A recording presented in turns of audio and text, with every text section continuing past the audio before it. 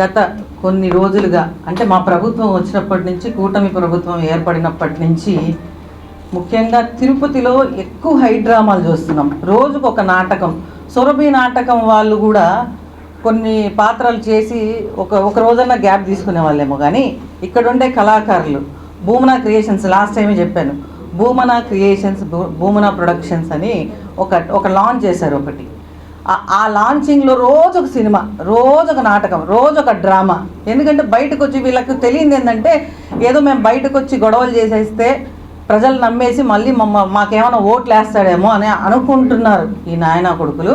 ఇదైతే చచ్చినా జరగదని మాత్రం గుర్తుపెట్టుకోవాలి. ఇది ఎట్టి పరిస్థితుల్లో జరగదు. కరుణాకర్ రెడ్డి గారు అండ్ అభినయ్ రెడ్డి గారు, మీరు ఇది గుర్తుపెట్టుకోవాలి. అట్లాగే గోశాల గురించి మొన్నంతా నానా రభస చేశారు. పోలీసులు రండిరా బాబు, మీరంతా వచ్చి హ్యాపీగా వచ్చి సందర్శించి వెళ్ళొచ్చు, ఏదైనా ఉంటే మీరు వచ్చి ప్రెస్ మీట్ పెట్టచ్చు. చక్కగా ఇప్పుడు మేము వచ్చి ప్రెస్ మీట్ పెట్టాం, ప్రెస్ క్లబ్లో కూర్చొని హుందాగా మాట్లాడచ్చు, మీకు ఏ ప్రాబ్లం ఉందో చెప్పొచ్చు. ఎందుకు ఈ డ్రామాలు? రోజుకొచ్చి రోడ్లో వచ్చి పడుకుంటాడు. మొన్నేమో ఆయన ఆడికొచ్చి ఒక వేషం వేసుకొని వచ్చి పవన్ కళ్యాణ్ గారి ఫోటో, చంద్రబాబు నాయుడు గారి ఫోటో అక్కడ ఒక డ్రామా చేస్తాడు, బస్సు ఎక్కుతాడు. ఓరే నాయన, అసలు మీ క్రియేషన్స్ మామూలుగా కాదు. దేనికి పనికి అన్ని ఫెయిల్యూర్ అయిపోయి లాస్ట్కి అట్టర్ ఫ్లాప్ మీ సినిమాలన్నీ. ఇదంతా ఒక ఎత్తు అయితే, నిన్న మా రోజావ్వ ఏదేదో మాట్లాడుతూ ఉంది. అసలు పాపం ఆమె బాధ ఏంటంటే వీళ్ళు హైలైట్ అయిపోతున్నారు, పడుకొని దొల్లేస్తున్నారు, ఈమె దొల్లలేదు ఆడ పడుకొని. కాబట్టి ఆమె బాధ ఆమెది. ఆమె కూర్చొని ఏం మాట్లాడాలని నన్ను గుర్తించండి అని ఆతృతలో గతంలో ఒక రిపోర్టర్ అడిగిన మాటకు కూడా ఆమె నువ్వు రేపు చేస్తావా అని అందరికి గుర్తే ఉంటుంది. ఆమెకి ఎప్పుడు ఇంకా నోరు చింత చచ్చినా పులుపు చావలేదు అంటారు. ఆ విధంగా ఆమెకి ఎంత దెబ్బ కొట్టిన దేవుడు మళ్ళీ ఈమె అందరినీ అంటది.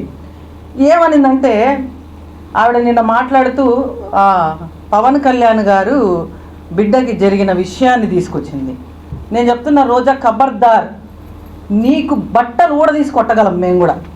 ఒక ఆడదానివేనా నువ్వు? అసలు ఒక తల్లివేనా నువ్వు? అసలు నువ్వు మనిషివేనా? మామూలుగా జెండర్స్ అని ఉంటారు, ఆడ మగ, మనకు అదర్స్ అని ఉంటారు. ఈ అదర్స్లో 4వ రకం ఒకదాన్ని పెట్టాలి. దీన్ని ఈ రోజాని 4వ రోజా రకం అని పెట్టాలి. ఎందుకంటే ఈవిడలాగా మాట్లాడే వాళ్ళందరినీ ఆ కోవలో పెట్టాలి. చేతగాని మాటలు తప్ప ఒక్కటన్నా పనికొచ్చేది ఏమైనా చేస్తున్నారా మీరు?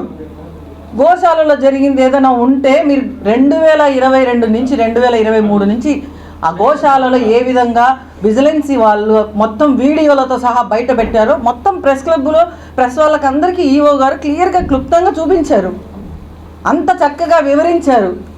ఆ గోశాలలో ఇప్పుడు తవ్వుతానొచ్చి ఏం మాటలు మాట్లాడుతున్నారు.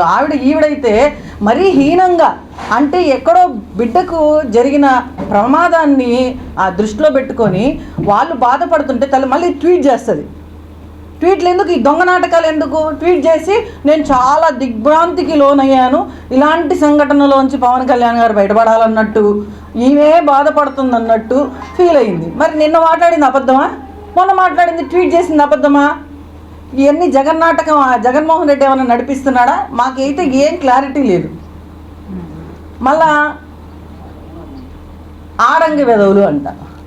మరి ఈమె ఎంతమంది పోటుగాళ్ళని చూసిందో పోలీసు అందరినీ ఎట్లంటే అట్లా మాట్లాడుతుంది. ఎంత అంటే మామూలుగా దేశాలంతా తిరుగుతుంది కదా, చూసిండొచ్చు మగవాళ్ళని. ఇలా ఏపీలో మగవాళ్ళు లేరా ఆడంగుళ్ళు అని అంటావా నువ్వు? మా పార్టీలో మస్తుగా మగవాళ్ళు ఉండారు, పోలీసులో మస్తుగా మగవాళ్ళు ఉండారు. నీకు రా, కమాన్, దమ్ముంటే రండి, చూపించండి, అప్పుడు నేను సర్టిఫికేట్ ఇస్తాయి. దేనికి సర్టిఫికేట్ ఇస్తావు? చెప్పి సావు. 10 మందిలో మాట్లాడదు. నువ్వు ఆడదానివి, ఎలా మాట్లాడాలో నీకు మీ అమ్మ నాయన ఎట్ట నేర్పించి సావాలా? కనీసం మీ అన్న వాళ్ళన్నా నేర్పించాలా? ఎట్ట మాట్లాడాలి? ఎంత హుందాగా మాట్లాడాలి? నువ్వు రమ్మంటావు, మొగతనం లేదంటావు, ఆడవాళ్ళ వాళ్ళు అంటావు. ఏంది? వాళ్ళు వచ్చి ఇప్పుడు వాళ్ళ మొగతనాన్ని నిరూపించుకోవాలా? నువ్వు రెడీనా? చెప్పు. నువ్వు రెడీ అయితే కమాన్ అన్నావు కదా, వాళ్ళు కూడా రెడీ చేస్తాం. బుద్ధి ఉండాలి. మాజీ మంత్రి మళ్ళీ ఈవిడ సిగ్గు శరమన్నా ఉందా? ఒక మంత్రి స్థానంలో ఉండే మహిళ మాట్లాడాల్సిన మాటలు అవి. మాజీ మంత్రి పేరు ఊరికి పెట్టుకొని నీలాంటి ఆడవాళ్ళు నిజంగా పార్టీకే చీడపురుగులు. నిజంగా మీ పార్టీలో సగం నాశనం అయిపోయి సగం ఓడిపోవడానికి కారణం నువ్వే. మెయిన్ ఐరన్ లెగ్, ఆ టంగ్ కూడా ఐరన్ టంగ్. నువ్వు ఇట్లాగే చేస్తే మాత్రం నిన్ను దగ్గరికి వచ్చి కొడతా నేనే. నీకు దిక్కున్న చోట చెప్పుకో. పవన్ కళ్యాణ్ గారిని చంద్రబాబు నాయుడు గారికి తెలుసు ఆల్రెడీ.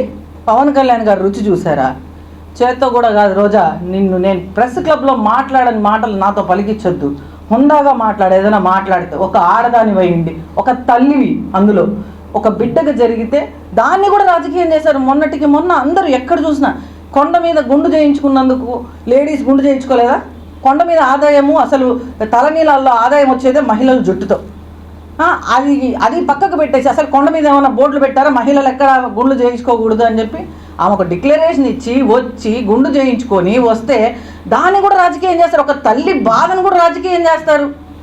ఇంత దరిద్రులుగా అసలు ఈ వైసీపీ నిజంగా ఈ రాష్ట్రానికి పట్టిన చీడ ఏదైనా ఉందంటే అది వైసీపీ. ఈ చీడని ఖచ్చితంగా తరిమి రాష్ట్రంలో లేకుండా తరిమి కొడతాము. ఈ రోజాను కూడా పక్క రాష్ట్రంలోకి పంపించాలి ఫస్ట్. దాన్ని మాత్రం అసలు ఇక్కడ ఉంచే ప్రసక్తే లేదు. ఇలాంటి మాటలు మాట్లాడితే దేవుడు ఉన్నాడు కాబట్టే, పవన్ కళ్యాణ్ గారి పక్షాన ఉన్నారు కాబట్టే ఈరోజు అంత అగ్ని ప్రమాదం జరిగినా వాళ్ళ కొడుకుకి చిన్న చిన్న గాయాలతో బయటపడ్డాడు. ఆ ఏడుకొండల వాడిని మేము నమ్ముతున్నాము, మేము ఇక్కడ కపిలేశ్వర స్వామిని మేము నమ్ముతున్నాము, మేము దేవుళ్ళని నమ్ముతున్నాము, పవన్ కళ్యాణ్ గారు నమ్ముతున్నారు కాబట్టి సనాతన సాంప్రదాయాల గురించి, సనాతన ధర్మం గురించి మాట్లాడుతున్నాడు. రోజా తెలుసుకోవాల్సి నువ్వు.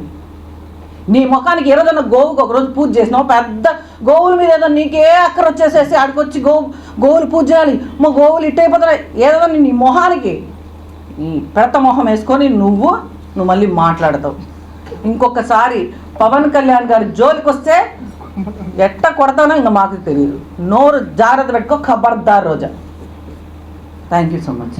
అది అంటే ఇంకో ఇతర మతస్థులు కూడా రావచ్చు, వచ్చి మీరు కూడా ఇలా తలనీలాలు ఇవ్వచ్చు. ఇప్పుడు ఫారినర్స్ తీసుకునేటప్పుడు కూడా దాన్ని వాళ్ళు తీసుకుంటారంటే కూడా వాళ్ళ కెమెరాలు కూడా తీసుకున్నారు. ఇది కొండపై అవునన్న 2008-9 ప్రాంతంలో జరిగింది.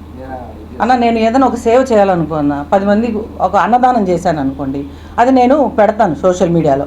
కొందరు ఎలా చూస్తారంటే ఈమె ఒక అన్నదానం చేస్తామంది, ఈమె చేసి పెట్టింది చూడు ఫేస్బుక్లో. కొందరు ఏమంటారంటే నన్ను ఇన్స్పిరేషన్గా తీసుకొని వాళ్ళు వచ్చి ఇంకొకరికి అన్నదానం చేస్తారు.